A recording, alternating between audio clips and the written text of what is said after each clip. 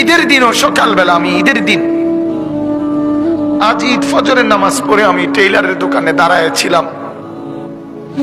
আমার পাঞ্জাবিটা তখনও সেলাই হয় নাই। আমি ঈদের নামাজে যাব কিভাবে? আমি সেই অভাবে সংসারে বড় হয়েছি। তারপরও কোনোদিন বাপ অবৈধ রোজগারের পিছনে যায় না। এক মসজিদের ইমামতি করছে 43 বছর। আব্বা এক মসজিদে নামাজ পড়াইছে, এক মসজিদে 43 বছর এক মসজিদের ইমাম ছিল আমার বাপ। এটা বোঝা উচিত নিজের সন্তানকে গুনাহের রোজগারের উপরে নামাই দিয়ে কেমনে সুখ আসবে?